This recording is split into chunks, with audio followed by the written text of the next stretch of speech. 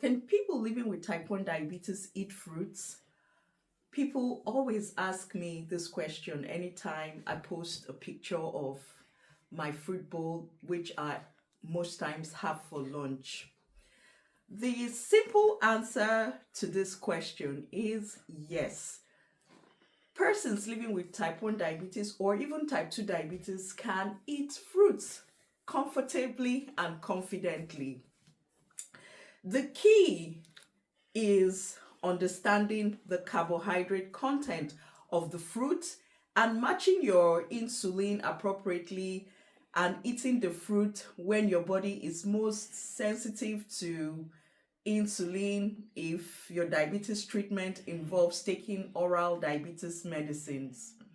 So today I'm going to discuss why fruit isn't the enemy, how fruit affects blood sugar levels, and practical tips for enjoying fruits confidently with either type 1 or type 2 diabetes. Now, let's look at why fruit matters in your diet as a person living with diabetes. A fruit is actually much more than sugar. Fruits contain vitamins, fiber, minerals, antioxidants, and natural plant compounds that can actually support overall health.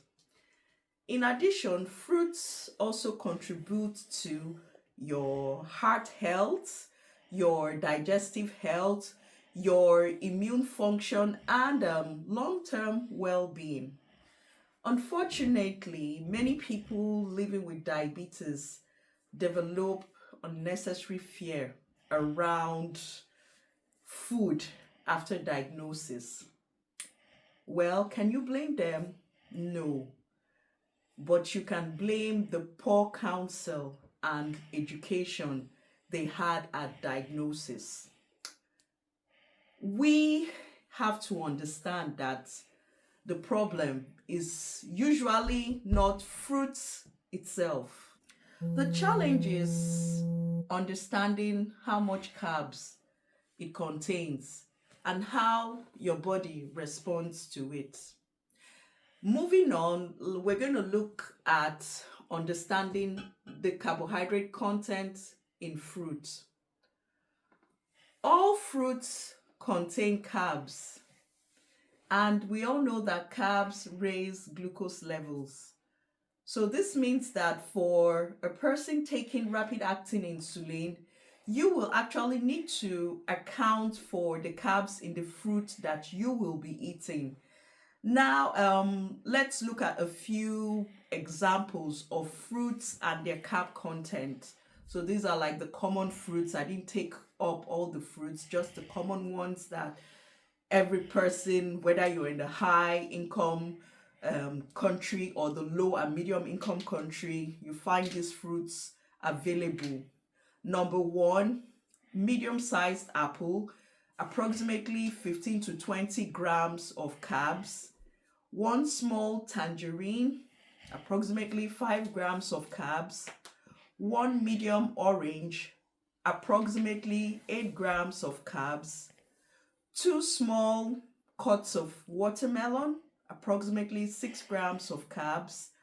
One thin slice of pineapple, like really thin, 5 grams of carbs. And one medium-sized banana, approximately 15 grams of carbs. So this is where carb counting becomes very useful.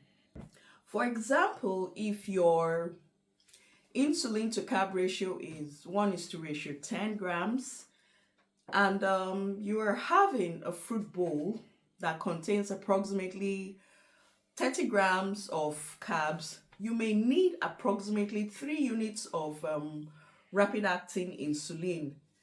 However, have at the back of your mind that insulin requirements will vary from person to person, and other factors such as physical activity, your stress levels, your current blood sugar levels, illness, hormones, or time of day can actually influence how much insulin you might need to take with your fruit on board.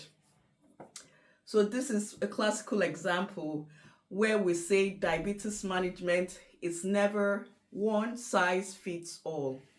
So now let's look at how different fruit preparations affect your blood glucose levels. Oh, I think I was talking too fast. So this is very important to note. Whole fruits usually contain fiber, which can help slow down your digestion and don't spike your blood sugar levels quickly. Fruit juices, on the other hand, actually raise your blood sugar more rapidly because all the fiber has been removed. And smoothies on the other hand may also produce a quicker glucose spike in comparison to eating the whole fruit. So another point to note is timing of your fruit consumption.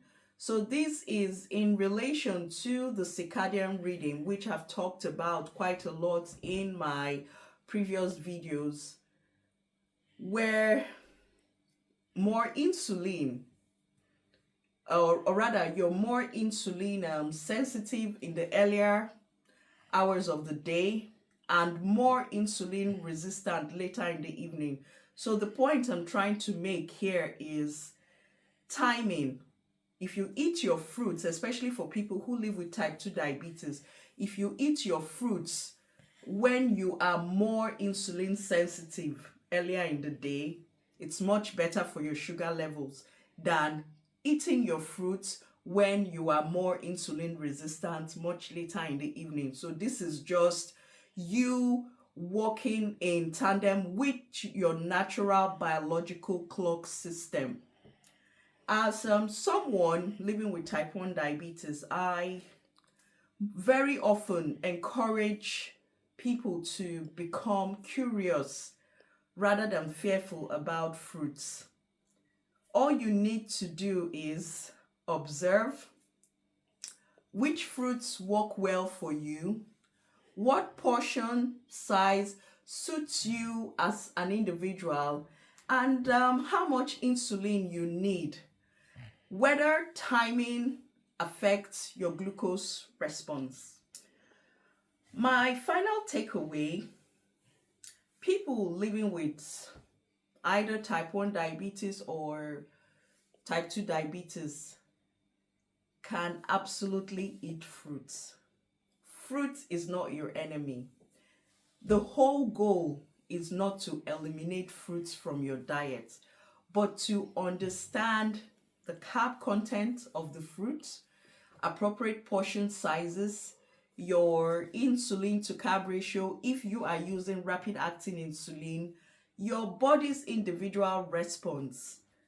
And the message I want you all to remember are: fruits should not be feared. Don't get tired of me repeating that same phrase in different contexts, but they all mean the same. I'm just trying to emphasize the importance of not being afraid to eat fruits. Fruits should actually be understood.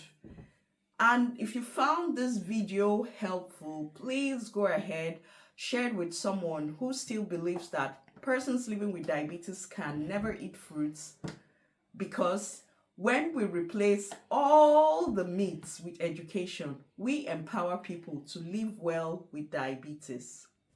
What is your favorite fruit as a person living with diabetes? Share it in the comments and tell us how you actually manage it with your insulin, your oral medication, or timing. Your experience can help someone out there. So this is me, as always, blowing your way reality-based diabetes education. Oh gosh, I'm really tired. This is me blowing reality-based diabetes education your way. And I'll see you all in my next video. Don't forget to like, share, and subscribe. And this is me, as usual, blowing your way reality-based diabetes education. Bye.